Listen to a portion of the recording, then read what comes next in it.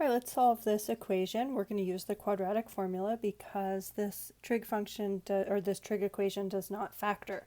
Okay, so we look at this. The coefficient of sine squared is 11, so a is 11, b is -6, and c is -3. And we'll plug those into quadratic formula. So we've got sine theta equals the opposite of b plus or minus the square root of b squared minus 4ac all over 2a. So here we go. Opposite of -6 is +6 plus or minus the square root of -6 squared minus 4 times a, which is 11, times c, which is -3. And that's all over 2 times a, which is 11. Okay, so then we have sine of theta is equal to either 6 plus the square root of -36, which is 36, minus 4 times 11, which would be minus 44, times -3. Inside that square root, that simplifies to positive 168, all over 2 times 11, which is 22. Okay, or we have the negative 6 minus square root of 168 over 22. So if I want to find theta, then I'm going to take the inverse sign of that decimal, 6 plus square root of 168. I just put those in parentheses, divided by 22, and I get that theta is approximately, let's see, 59.5 degrees on that one. And then if I do arc sine of the negative, just put parentheses around my numerator, we get that theta is approximately -18.4 degrees. But this problem had asked us to solve this in the interval from 0 to 360. So I just want to rewrite that negative angle as a positive angle. So I've got 59, let's see, that'd be around here, right? So that's 59.5 degrees, and then I got -18.4 degrees, and that would be the same in a positive angle of going all the way around here. So that's the same if I added 360, I can just rewrite that as a positive angle, which is 341.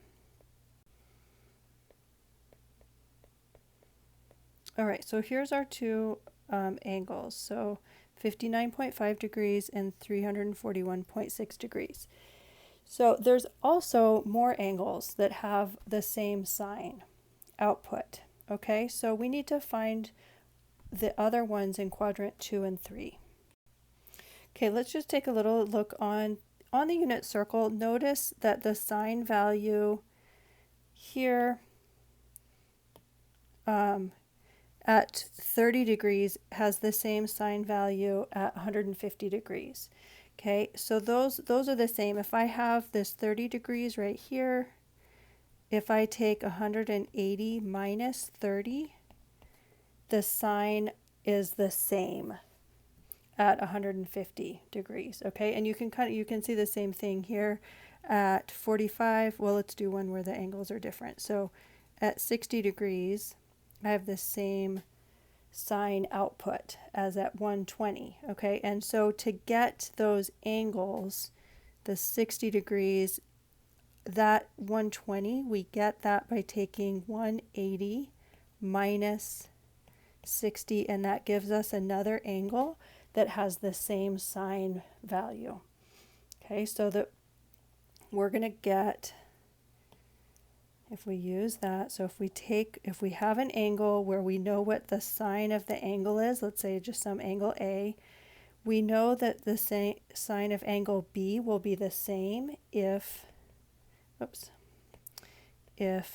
B is equal to 180 minus our original angle. So that's in quadrants 1 and quadrants 2. Okay, now we also have in quadrants 3 and 4, we also have here the output of 330. The sign there is the same as 210. So in quadrants,